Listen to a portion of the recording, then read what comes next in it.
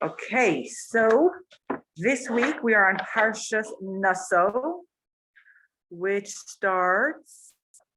In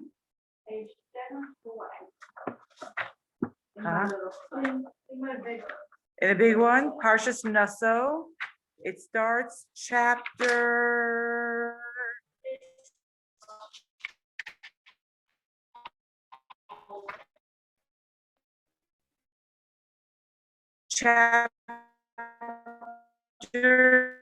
4, verse 21. So that's where we start. It's in Chag, follow-up day of Chag. And just as a random side note, up until the 12th day of Sivan, today is the 8th, the Jews in temple times were able to bring the sacrifices that they needed to bring on the holiday. Meaning, usually when they were Ole Regel, when they went up to the temple, they had a week in order to bring the sacrifices. The exception, obviously, was the Passover sacrifice, which had to be brought on in that one little window of time. Otherwise, any sacrifices that people had to bring they were able to bring it for the whole week. So even though Shavuot is only one day here or 2 days in the diaspora, the Jews actually had until the 12th, say that quickly, yeah, to bring their sacrifices. So that's why this whole period of time is considered like a special time. There's certain parts of prayers, which is on Sunday. So that's just a random side bit of information about what's going on the calendar.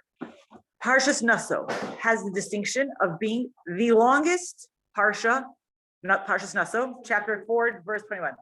It has the distinction of being the longest Parsha in the whole Chumash. It is the longest Parsha in the whole Chumash. Okay, chapter 4, 1, verse 21. If it happened to have been my son's bar mitzvah Parsha, it's not the hardest Parsha, but it's the longest. And what basically is going to happen is that we almost have 2 Torah portions together. We're going to have the first 4 aliyahs are going to have lots of stuff going on. We're going to get into it in a second. And from the 5th aliyah and on, we have the dedication of the princes of Israel for the Mishkan. Okay, did that make sense in English? No, not really. Yeah. Okay, the first 4 aliyahs of the Parsha are almost a full, like they're like chock-a-block, and there's a lot of stuff going on. From the 5th aliyah till the end, we have the dedication that the princes of each tribe brought for the dedication of the tabernacle, of the Mishkan. Now, first of all, we know that on a calendar, this Torah portion is taking place a month before last week's Torah portion. If you remember last week, we opened the Chumash, we said it's starting with the 2nd month. Now we're back to Rosh Chodesh Nisan. We're back to the first month, the first day of Nisan. So chronologically, it's out of order. But what happens is that the 5th and the 6th and the 7th aliyahs are in modern vernacular.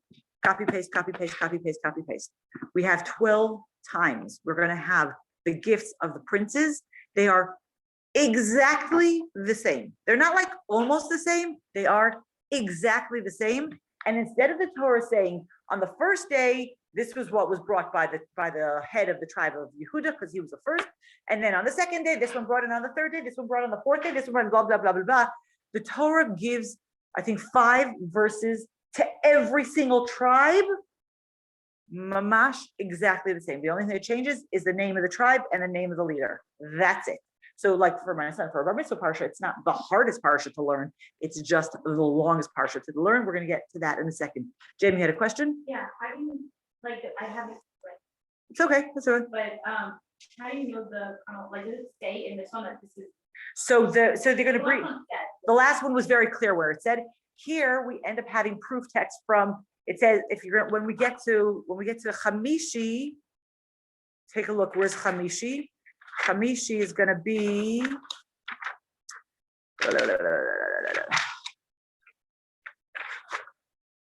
One second. Yes, Chamishi. Okay, starts over here.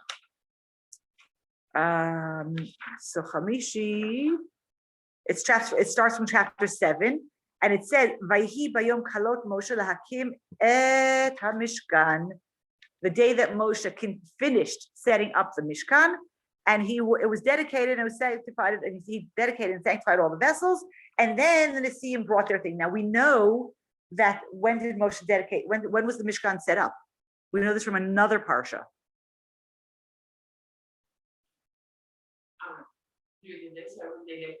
It's in the desert. Yes, it's in the desert. So when was it? Anybody remember? So in Parsha Shmini, it talks about that. Then it talks about Vayihi Bayom Shmini, the 8th day. Moshe starts the dedication process of setting up and doing the service like what's it called? When you have a play and you have a full practice, rehearsals. I'm literally losing my English. This is ridiculous. I should know that word. So like Moshe Ki'ilu had the rehearsal for a week. He showed them how to do all the service.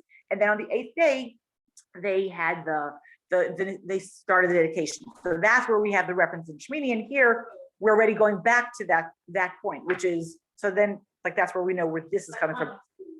Context clues, yeah, but yeah. It's more than context clues. It tells us it's the day that Moshe stopped. This is the day that Moshe finished setting up the Mishkan. The interesting thing, Stam, which we've mentioned, but I think it still bears repeating anyway, was that the Jews actually finished building the Mishkan. When did they get the command to build the tabernacle? Anybody remember? On what day did they get the command to build the tabernacle? Anybody know? We have the whole gold, we have Revelation, we have the golden calf, like we're just coming from Revelation, right? So it's like kind of very topical now. Revelation, Moshe goes up, then I have the golden calf debacle, which is, by the way, such a nice word. Debacle is a really nice word. Okay, then Moshe goes for forgiveness. Moshe comes down on Yom Kippur, says, "You are forgiven." Yom Kippur is the day of forgiveness. On the 11th day of Tishrei, they get the command, the Jews get the command to build the home for God. Within 2 days, the Torah tells us they got their building campaign was done.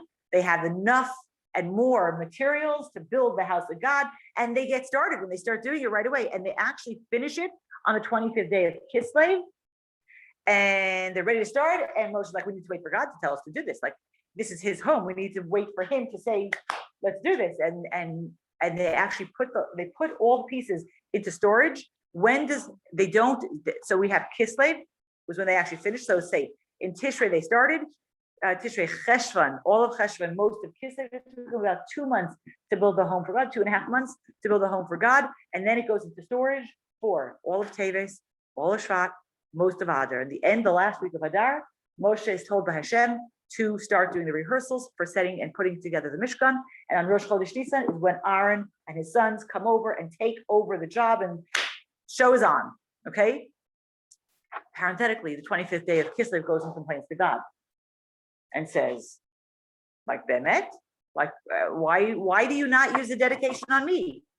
Who knows what's the 25th day of Kislev? Hanukkah, exactly.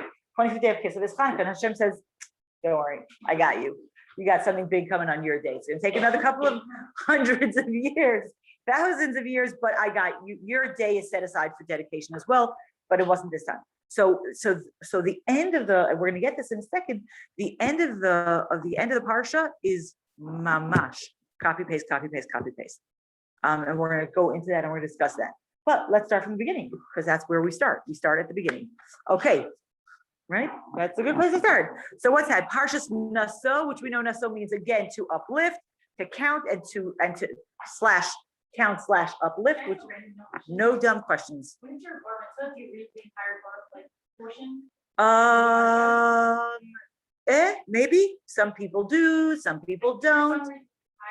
My son knocked this one out of the ballpark. He did this whole parsha and he did an awesome job.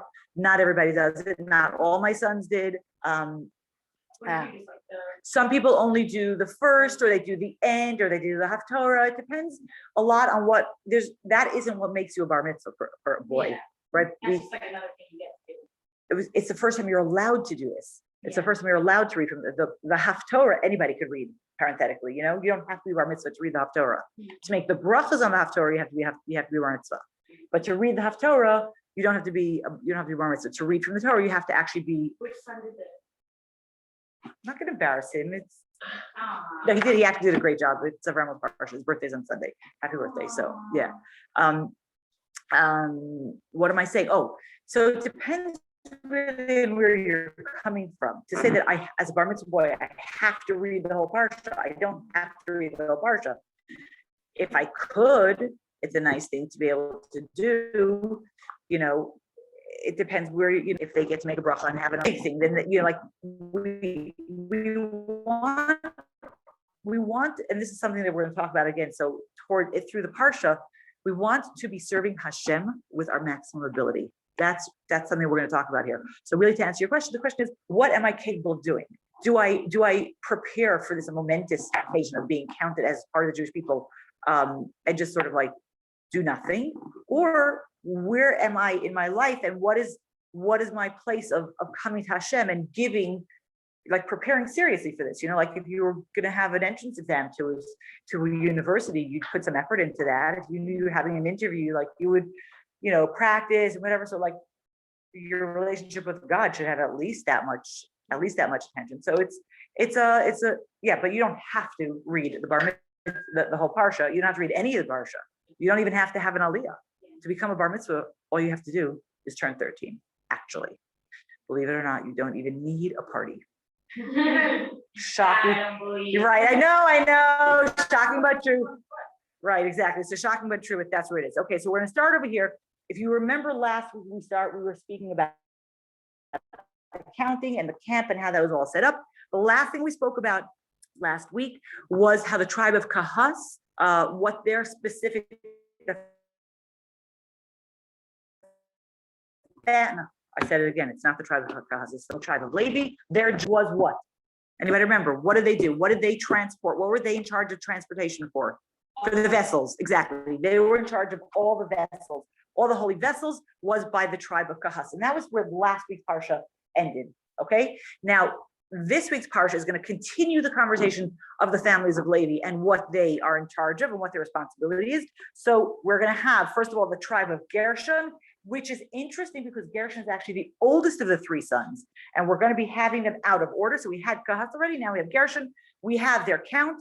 At this point, the Levites are being counted again. Remember their first count, they were counted from a month up.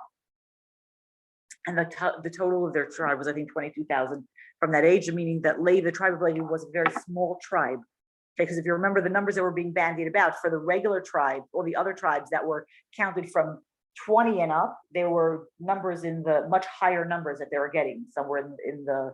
You didn't have all this numbers? No, not at all. They didn't have the same numbers. We didn't go into all the numbers last week. We spoke about it, but we didn't actually look into numbers, but every tribe has a different number. But the tribe of Levi has a very small number. Here the tribe is being recounted from 30 to 50. Now this is because now we're talking about who works in the temple or in the tabernacle. So in the temple itself, there isn't obviously so much schlepping and moving because the temple doesn't move, but the tabernacle moves. And so that's going to be part of the conversation. In general, Levites, Kohanim and Leviim, because they're from the same. What? Kahat. What is that? That's it's one of the sons. Levi. Levi has three sons. Yeah.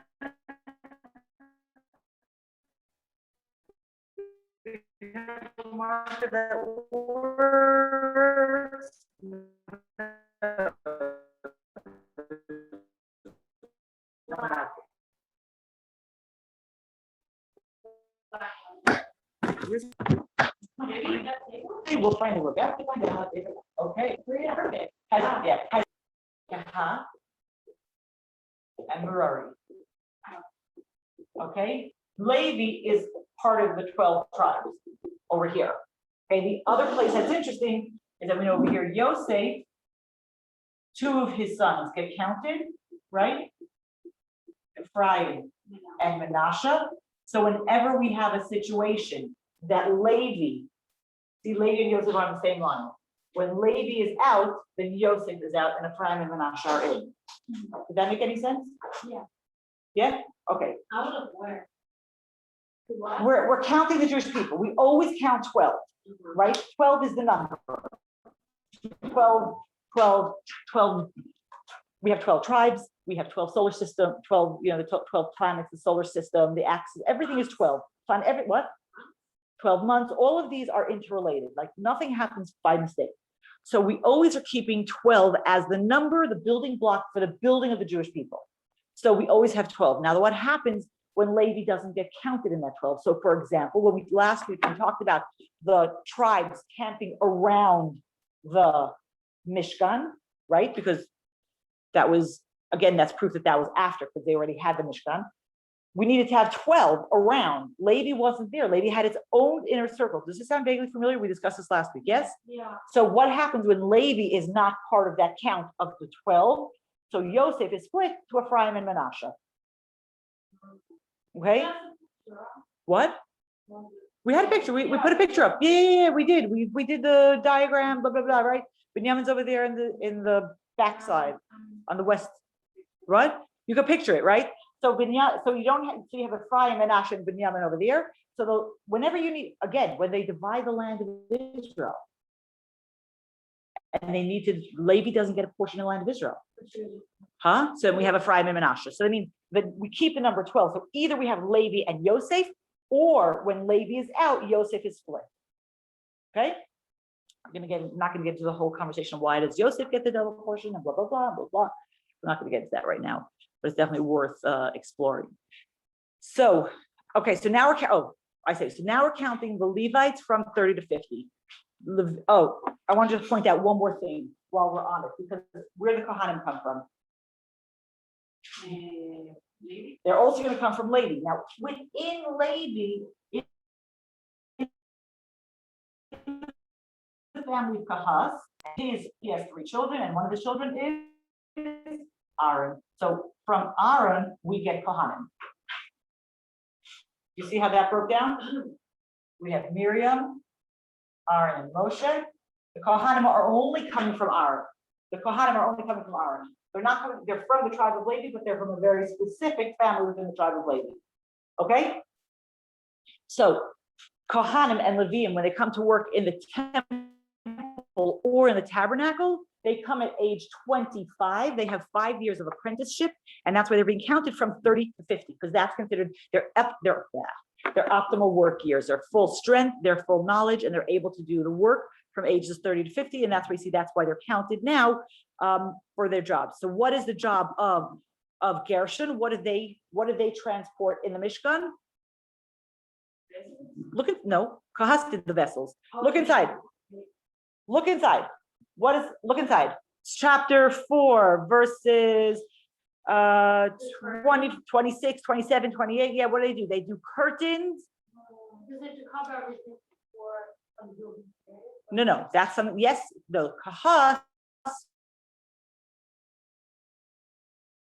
Last week, remember, Kahas has the vessels and they had to cover them. But if you remember, the Mishkan, the tabernacle structure. So it had the Mishkan, okay, for a second over here. If this is the whole Mishkan, in the back, this part here is called the Ohel Moed. Okay? The Ohel Moed is divided into the Holy and the Holy of Holies. And it's made up of the Holy of Holies actually has wood, right? Those acacia wood covered in gold. And then the top of it is layers and layers of curtains. So you have some waterproof levels, you have some colorful levels, you have all different kinds of layers of curtains, and you have curtains over here between the Holy and the Holy of Holies. So they're in charge of carrying. What do they carry? They carry all the different kinds of curtains. The courtyard is also made up of pillars and curtains. That's not what they carry. They're carrying the actual curtains and the structure. I know it does here. They have the curtains that are in the outside of the curtains of the chatzer of the courtyard also, and that's what they take. Okay, so that's what their job is. And then we're going to have the children of Merari. We're going to again have their count. What do they do? Verse 31. What does Merari carry? What do they transport? 31, 32. Yes, bars, pillars, sockets, planks. So if you think about as far as what's really heavy stuff, that's going to the children of Merari. They have the actual, remember, each board that's there or each beam that's there also has sockets to hold it. You're taking the foundation with it. You're not building a foundation you're not building a foundation each time you stop. So the family of Merari was in charge of carrying all those beams. So there's like this division of labor that's going on over here. Just a thought, we see three very different families and what they're in charge of carrying. And one of the reasons when things are in Torah, it's not just to give us the history that once upon a time, that's what they did.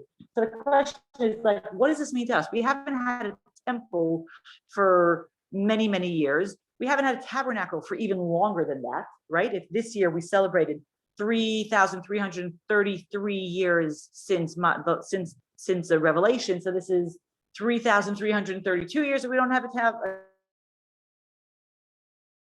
Is Torah still telling us about it and what's relevant to us? So within our lives, there really are three stages in our lives. Okay, we have kahas. Kahas comes from the root to gather in. Elav kahat. We talk about the tribe of Judah. So in the bracha, it says that to him they will gather. So the family of kahas is this place of everything good is gathered to you. It's something that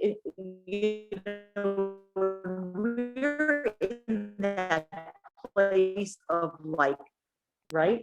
They bring in already the menorah and they carry the table and they carry all the stuff, right? They carry it and they bring it into the house.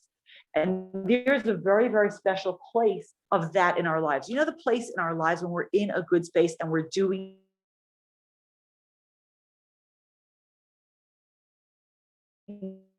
good and we're bringing in good and we're just on fire, that's our kahas space and we have it someplace. The other thing that we have to chase away, to protect, right? The curtains, what do the curtains do? The curtains protect the sanctuary. So sometimes we're in a place of, we can protect our space. We can't bring anything in right now. We can't do more, but we can protect what we already have. And that's the place of Gershon, of having this, we carry the curtains, we carry that which protects inside. It's also a very good place. And if you see, Gershon is introduced with the term Naso, to uplift. It's a very special place to be able to be in that place of, at least I'm fighting back. At least I'm protecting what I have, right? I'm not in the space right now that I can bring in more good, but at least I'm in a place that it's like really in a good place. And Merari is in a place, Merari comes the same root as Miriam, Mar, this place of feeling bad. Sometimes where we are in our relationship with Hashem is we aren't bringing in the good and we aren't even able to really fight, but we are able to feel bad about our situation. And when we're in that place, and we think like, what's so good about this? What do I gain in this space? We have to remember that what does Merari carry? Merari carries the foundations. The foundations of our relationship with Hashem is first and foremost to understand that where I am now is not where I want to be, and I want to change. The next step is to work on the change, and then you do your Gershon behavior and you get to your kahas behavior. But the first place very often is for us to Merari, to feel like, yeah, God, this is not where we're supposed to be. This is not who I am. This is not what I want to be. And that's the first catalyst for putting down the foundation for change. So even though we don't have the division of the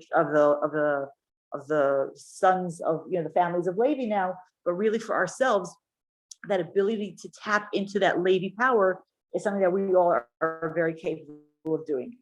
And then we have, then we have another count of then they do another count of the people of the tribes of Levi, and then we're moving forward. Okay, chapter 5 starts talking about, again, if we're going back to the beginning of the setting up of the camp, chapter 5 starts the conversation of keeping the camp holy. And we have that in the different places in the Mishkan. We had the tabernacle, we had the camps where the Levites camped. We have the place where the Levites camped. I'm like losing my English like majorly, it's ridiculous. And then we have what's called Machane Yisrael, where all the people camped. So and then it talks about at different levels that all of those camps have to be kept holy, and there's different types of spiritual impurity that a person could come in contact with, and where would it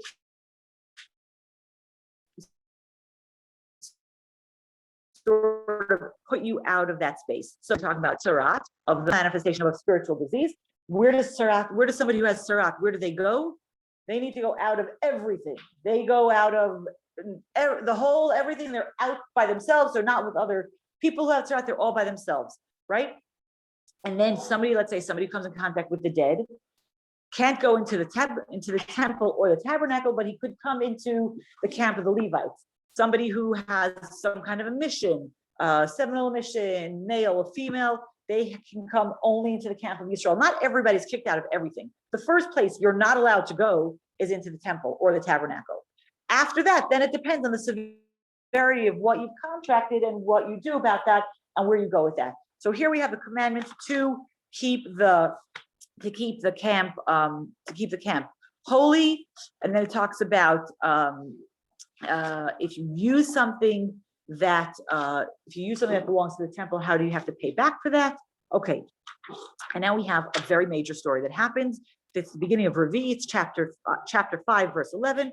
We have the story what's known as the Isha Sota, the suspected adulteress. Okay, and we have the story, and the Torah goes into this conversation of somebody who suspects his wife of going astray, of not being faithful to him. Perhaps she did or didn't have relations with another man.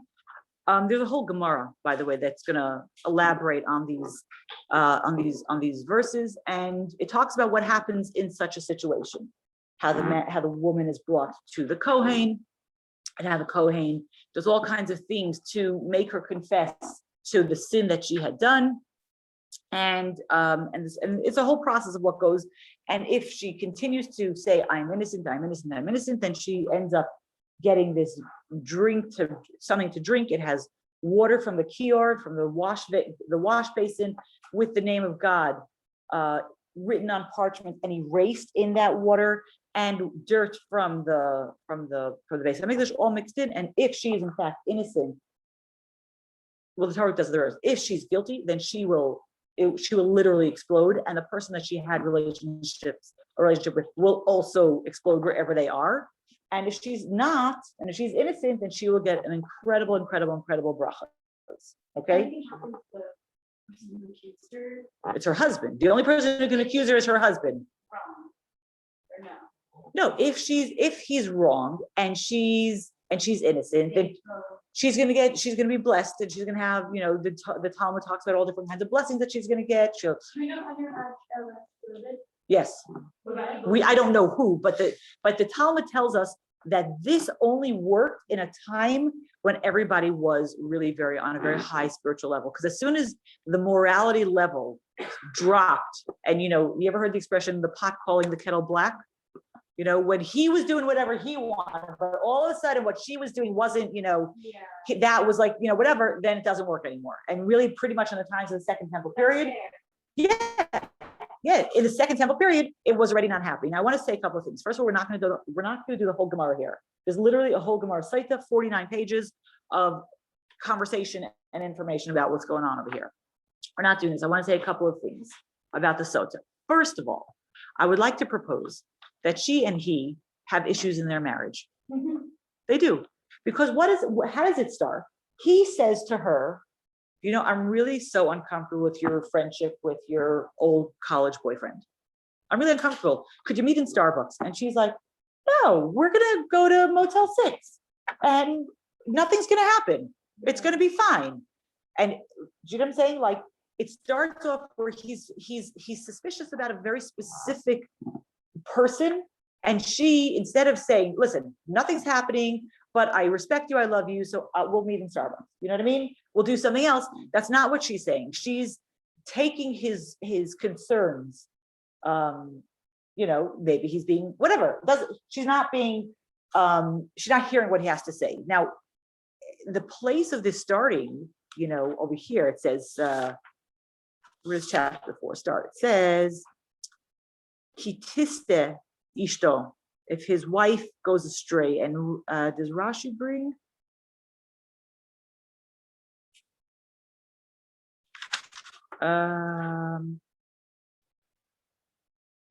No, I don't see it in Rashi, but we know that in the Gemara talks about, and Chassidus for sure talks about, the place that kitista comes from the root of shtut. Okay, good. So he might be irrational, but she's also not respecting what he has to say. And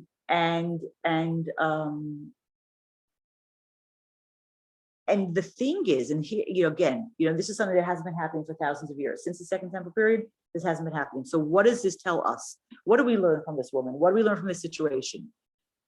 The first thing that we learn, as the Jewish people, or we as individual Jewish people, such a thing happens when the husband becomes jealous of the wife. So when Hashem says, how could you have been you lived with all those other nations? For sure you went astray. For sure you served other gods. For sure you've been unfaithful to me. Now the wife has the ability to say, you're right, done it, I'm done, I'm guilty, walk away, right? She doesn't have to drink. She doesn't have to go through this. She does not have to put herself through this situation. And have a divorce. I'm gonna get a divorce and move on. Oh, she wouldn't get one on? No. Only she said, I'm not guilty. She's saying, I'm not guilty. I'm not guilty. If she says, you're right, I couldn't help myself, so they go and they get a divorce, and that's the end of the conversation, or whatever. This is it exactly. She's like, this marriage I want to fight for. I want to fight for this. And I'm going to prove my innocence. She could walk away at any point. Now, you would have to say to yourself that if somebody was really, really not innocent, it takes a certain amount of guts to think I'm going to pull one over God. But be that as it may, let's say the person who's in fact innocent, she could walk away.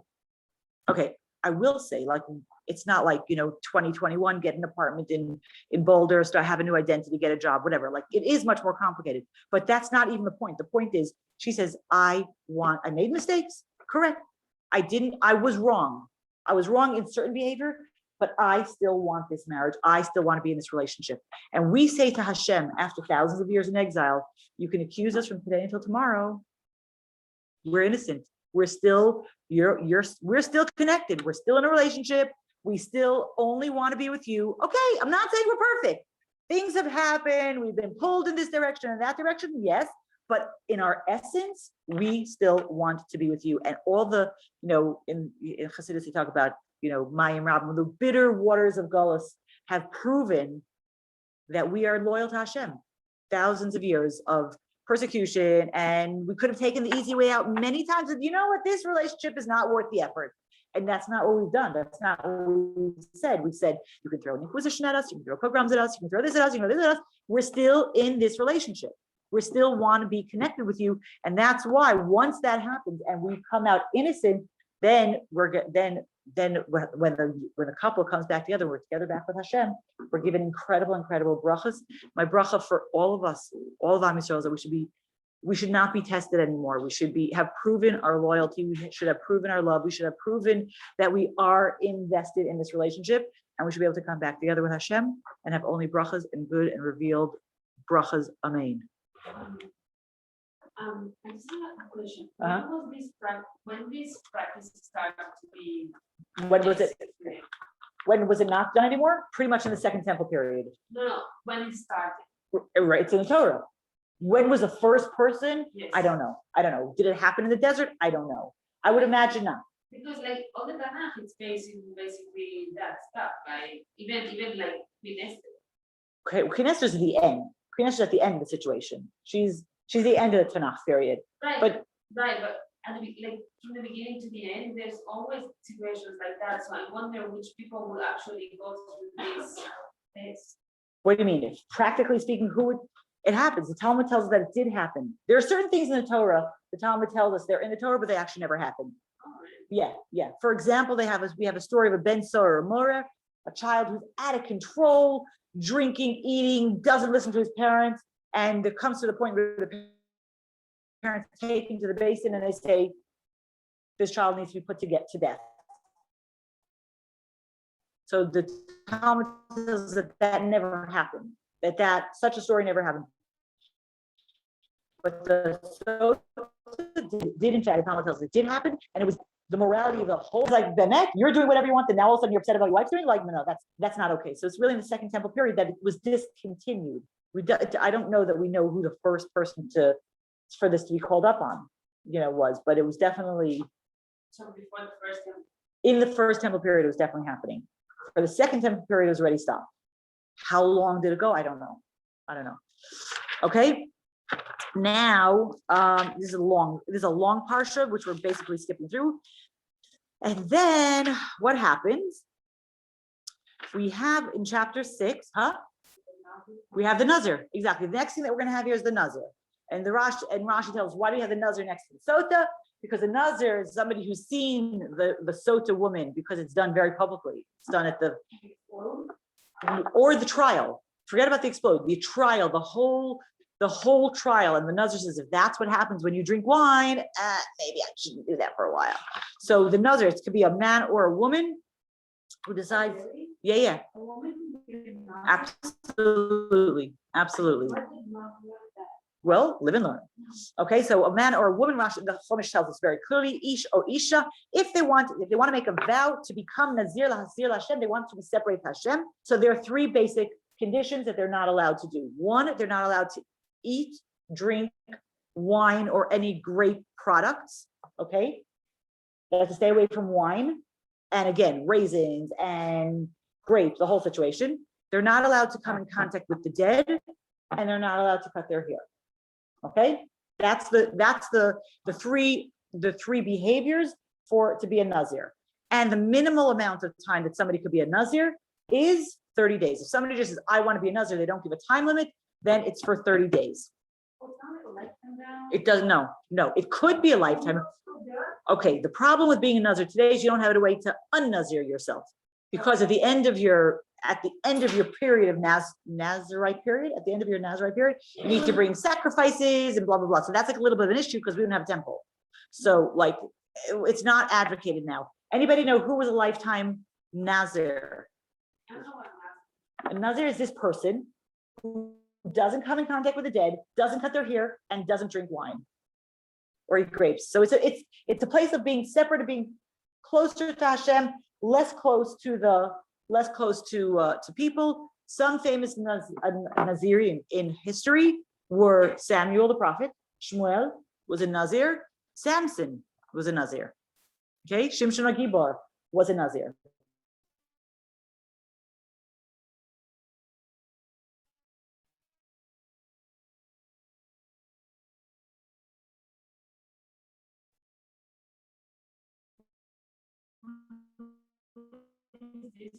What is what for? Yes. Why? Okay, so the question is, why would you be a Nazir? So let's say I said I'm going to be a Nazir for a month, and in the middle something happens. I came in contact with the dead or whatever. I have to redo it till I get my month in. So these are the brushstrokes of what does it mean to be a Nazir. Now the question is it a good thing or a bad thing? And that's what the commentaries talk about. Is it a good thing to be a Nazir? I don't think so. Sounds like something like not enjoyment at all. Okay, so there is this place of not enjoyment, and to prove your point, some of the commentaries say that at the time that the Nazir is finished, when his time is up, his or her time is up, one of the sacrifices they need to bring is a chatas. They have to bring a sin offering because they did not enjoy pleasures of the world. On the other hand, the Nazir is considered holy. So the question is it a good thing or is it a bad thing? And okay, there Kind of seems like a good thing because it has similar, what's it called? themes. Themes, No? prohibitions, whatever, as a kohen. Okay, so So it's not like they're kind of being a kohen, even though they can't be a kohen. exactly. So one of the commentaries talks about that the Nazir is this place where Kohen is a born holiness, and a Nazir is saying, I'm going to take this to have long hair. The only time they always have to have their hair cut. Where Torah tells us that normally in your morning you would cut your hair, but a Kohen is not allowed to. you're right, the not coming in contact with the dead, the not being inebriated, all those things. Just a lot of the commentaries pull that similarity to Kohen and say, oh, this is a place that we as individuals who are not Kohanim could reach for holiness. We could reach for this space that's bigger than us. And so, okay, so then if that's the case, then why do you bring a chatas? Why do you bring a sin offering afterwards? Like, what was wrong with what you did? And one of the things that Hasidus kind of highlights this a lot is the place of the need to separate, and yet at the same time understanding that that's not a lifelong place. Meaning we have very few people who are lifelong Nazirim, right? Like I said, well, it's Samson and Shmuel. We have two. There might have been more, but they aren't so famous. To say something in my life, I need to pull away. There's too much, something too much. There's indulgence that's I'm off my balance. So like the Rambam talks about, when you're off balance in something, you go to the extreme other and then you come back to the middle, right? The place of Nazir is this place of saying, I need to recalibrate. I need to rebalance myself. I need to kind of find my center again because I'm out of control. You know, today we know a lot about addiction, the place of how do we deal with it? But in spirituality, I think like there's a place of, and Torah acknowledges this place, that when you're in a place of too much, in a place of not balance, sometimes you need to be extreme, and you need to really be extreme in order to come back to that place of center and that place of balance, because that's where we want to be. We don't want to be extreme over here. We're not bipolar. That's not what we're looking to do. We're looking to be solid and stable and focused. And sometimes when we have, let's say, for example, we had a holiday and we ate lots of cheese, for example, maybe as a random item, right? I have no idea what you're talking about. Then maybe we need to say, I need to stop. I need to cut this out of my diet for a while and then come back to it. Now, the thing is that first of all, the Nazir is supposed to bring it back in. At the end of his service, not his service, at the end of his vow, he's supposed to go back into it. He's supposed to come to this place of balance where he can have it back in moderation. And that's really where that place of sin is. That place of, the thing also about a Nazir is this place of, it's very public. It's not a private thing that I'm doing for myself. You know, sometimes like there's something that I'm working on for myself privately.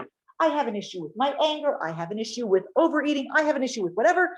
I'm going to like take steps to find balance. The Nazir is not private. Okay, first of all, to us today, long hair doesn't seem like a weird thing, but it's considered a big thing. Remember that the Nazir is not allowed to cut or pull out their hair. So you can't brush your hair. How many of you have brushed your hair and you pull hair out? The Nazir can't do that. Huh? We're saying, so the Nazir can't do this, so that their hair gets wild. Okay, 30 days probably not get super wild, but let's say you decide I'm going to be a Nazir for a year. It's public. Here, you know, this is who I am. Can you make kiddush? Oh, sorry, I can't drink wine. I can't make kiddush. I can't make Havdalah. Your simcha, I can't be part of your simcha. This is very public and very antisocial behavior. And Judaism really celebrates this place of, yes, individuals, but within a community. Like, you know, it's not like off on the side. Every single person, especially, you know, you talk about in biblical days, the community was so much smaller. Somebody doing such behavior really stands out, and they're making a very public statement about, I'm being different. Now, I'm not saying that we shouldn't do it because you're being public about it, but I am saying for ourselves, when we're looking for balance, I'm not sure that Nazir is our current way to go. I think that the place of finding balance and sometimes going to an extreme in order to find that balance is something, I think it is a good thing. I think it is a healthy thing. I think, like, listen, anybody who's ever done tshuva, you know, this is what it is. We say, I'm not doing that, I'm doing something else, and here I am. But I think that place of, can we not be so public about it? I know it's a very terrible thing to say in a social media age. Can I do something and the whole world doesn't know about it? Somebody said, I saw on Facebook, somebody like, if my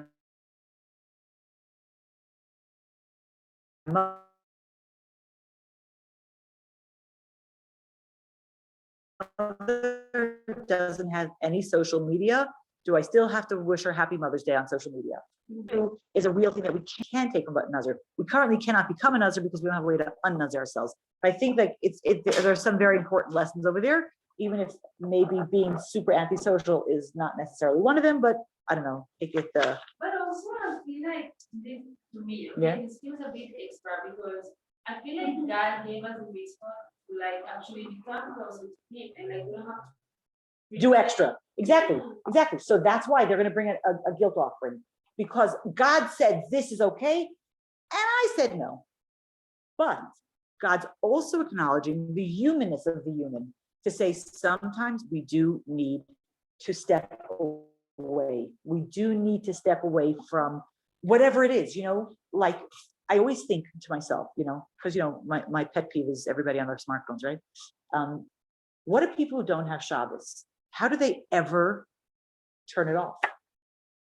Right? So there we have like a little space of Nazir, huh? I understand. So I'm saying, like, then how do you keep your sanity?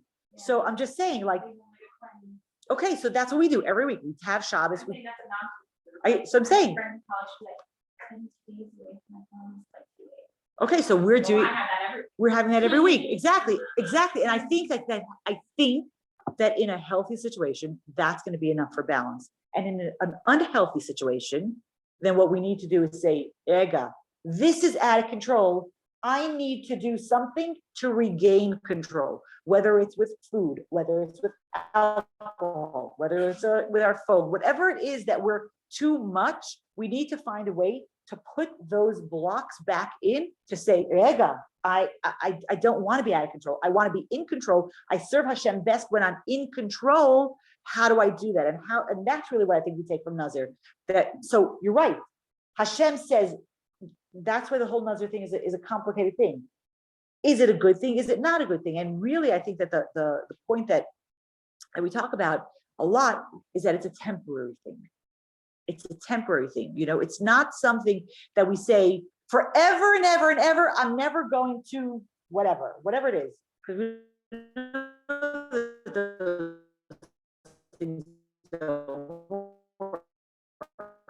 I'm never going 5 minutes, you're already starting to like, how do I find my balance in small bites? And the way one of the things I think, here's my other little plug, is when we decide we want to work on something, we need to give it a definite time. I'm going to try this for 30 days. I'm going to try this for 3 months. I'm going to try this behavior for whatever you think is a normal amount of time to challenge you. I think they were saying how many it takes, I think 30 days to make a new habit. Yeah. So, but let's say I want to try something. If I say for the rest of my life, I'm going to be on my phone for only 1 hour a day. Like, we know that's not happening. But can I say, for the next 30 days, I'm going to limit my time to whatever the space is going to be. For the next 30 days, I'm not going to be eating more cheesecake.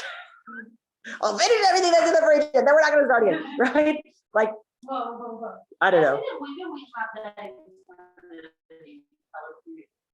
Well, we could, but I don't think anybody's getting a free pass on this one, to be quite honest.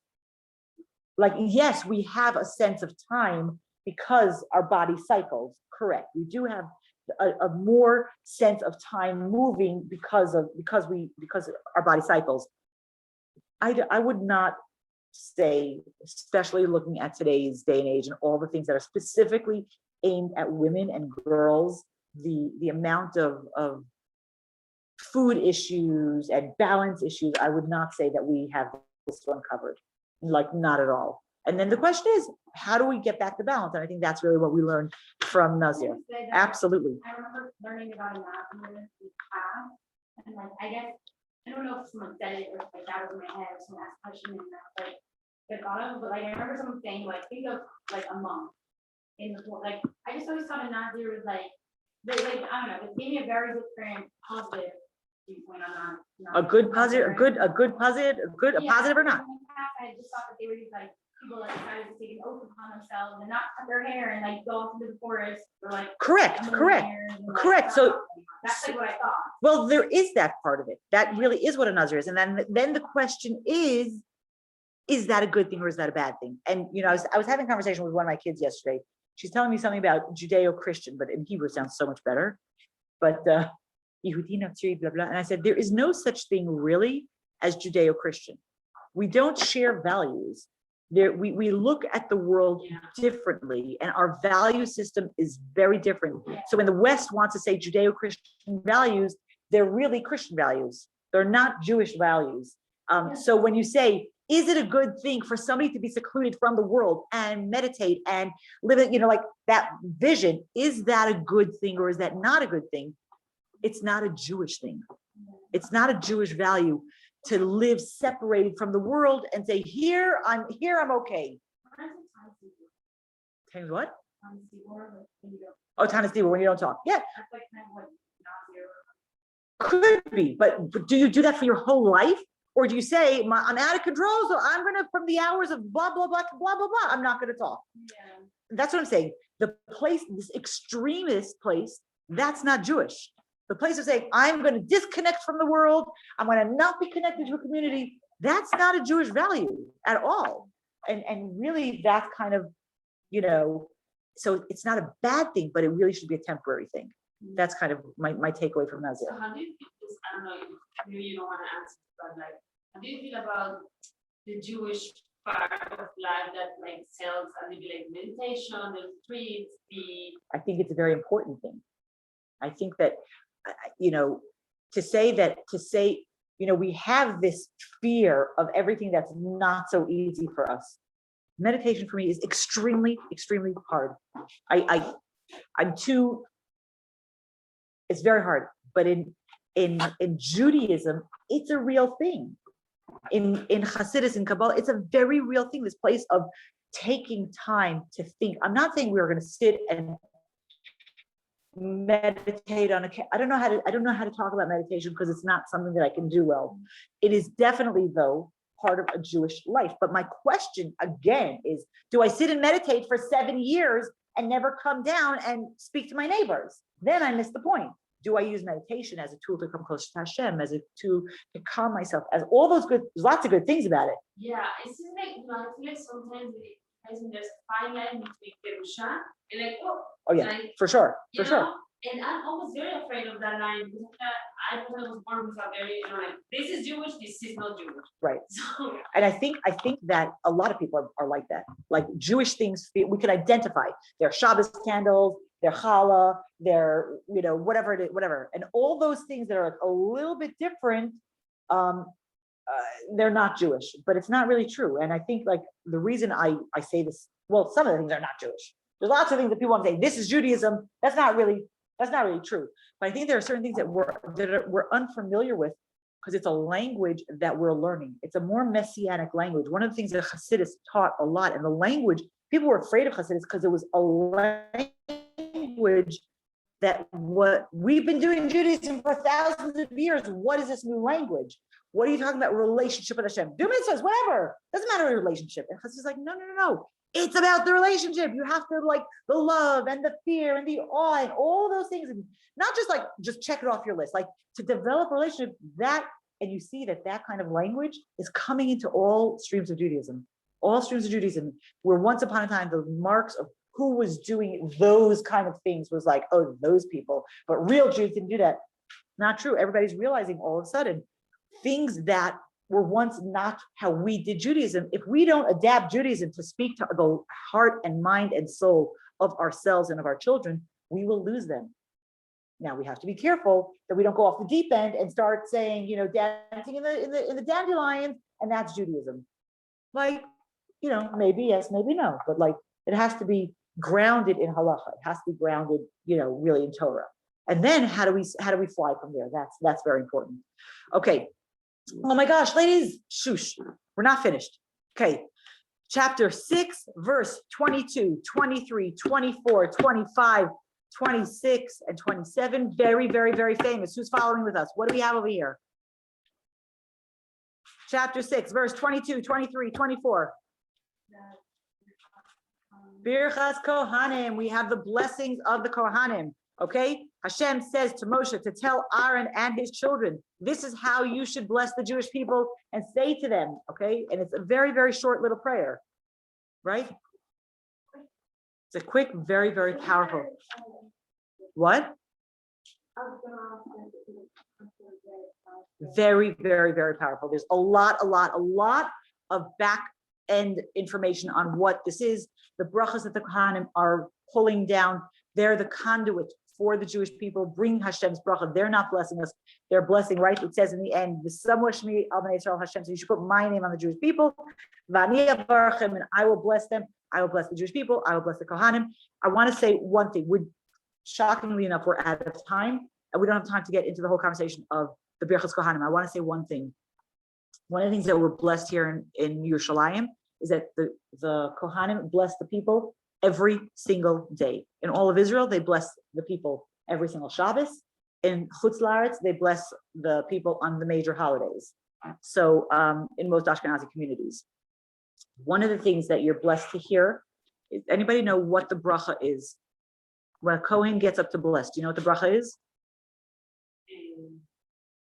Baruch atah Hashem Elokeinu melech haolam, blessed are you Hashem, Asher Kedishanu b'kedushato shel Aaron, who has sanctified us with the holiness of Aaron, v'tzivanu, and commanded us levarech es amay Yisrael ba'ahava, and commands us to bless the people with love. And there's a whole conversation about what does that mean, to bless the people with love. In certain places it says that a Kohen who does not love the Jewish people or who is not beloved by the Jewish people should not get up to bless the Jewish people.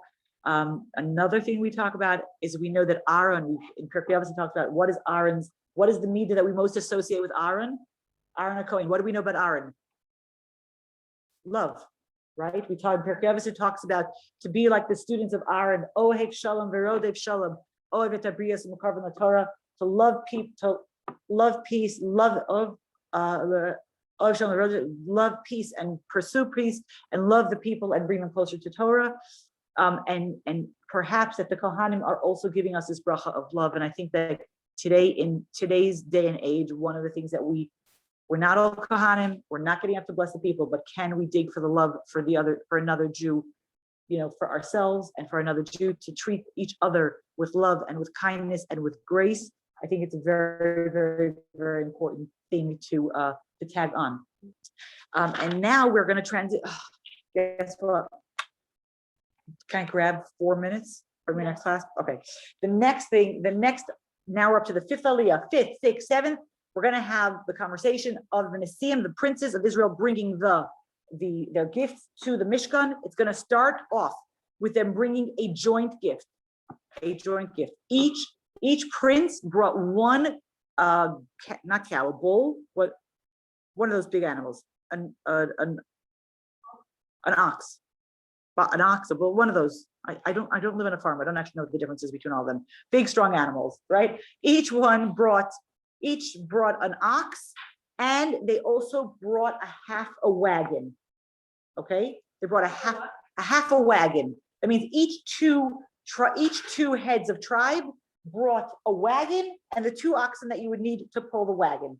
And these were brought to Moshe, and Moshe knew what to do with this. He didn't know what to do with these things. So Hashem says to him in verse 5, take it from them. We're going to use it to help the Leviim in transporting the Mishkan. And what do we talk about?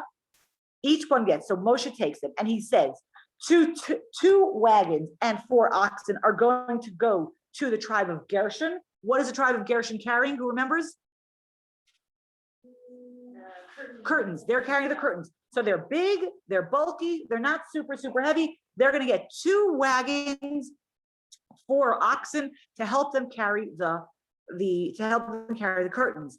And the other 4 wagons and the other 8 oxen are going to go to the tribe of Merari, because remember, they're carrying super, super heavy stuff. They're carrying the boards and the sockets and the planks and all those big heavy stuff.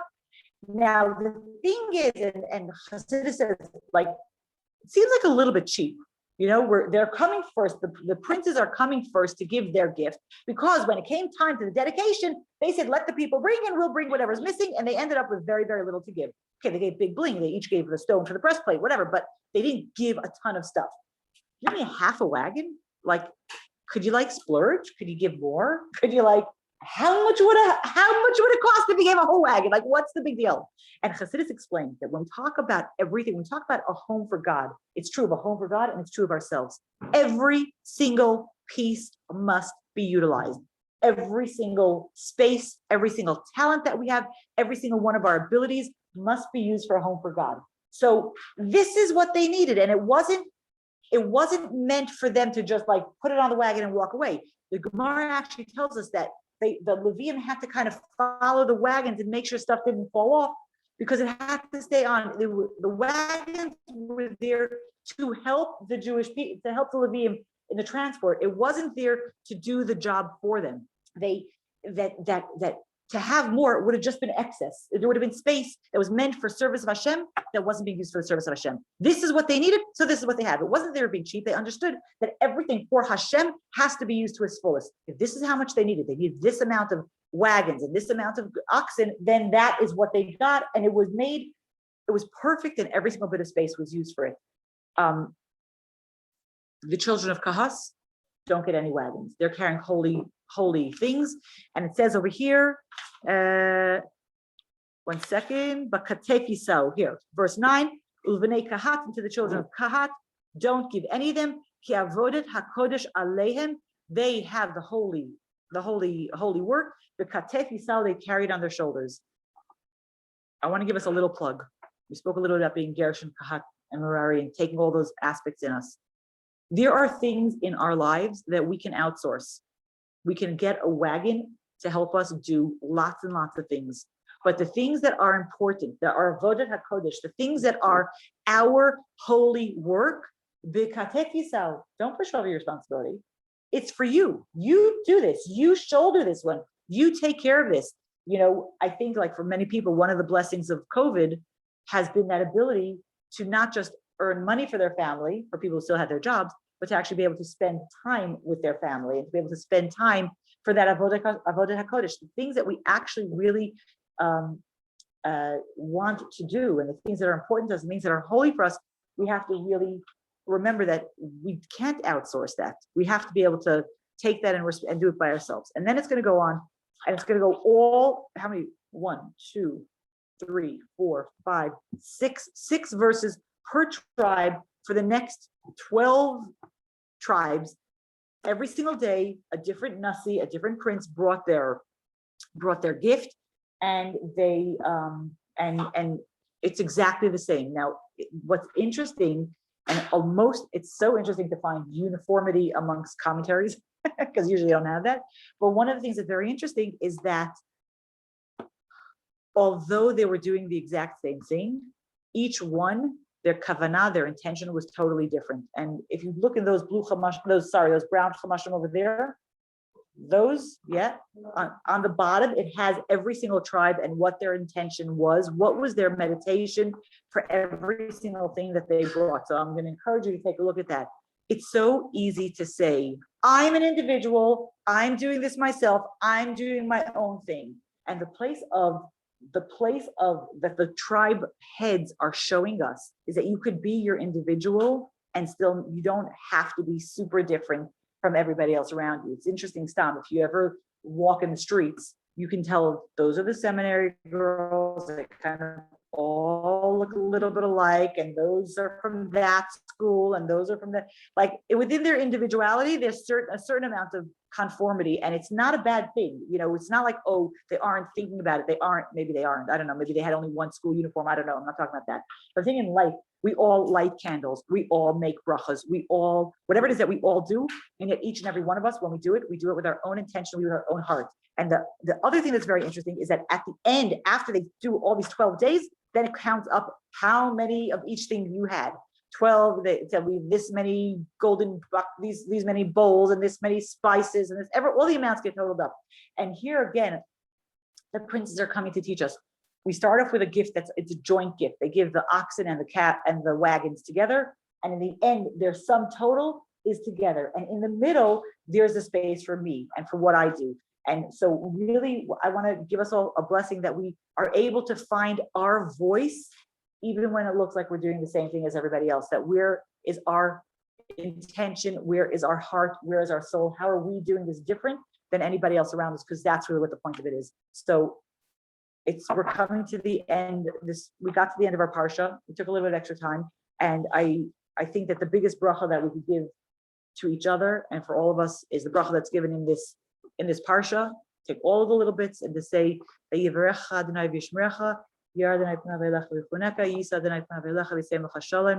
blessings of everything, spiritual, physical, peace, all of it. We should have it in abundance, in a revealed way. Have an awesome rest of the day.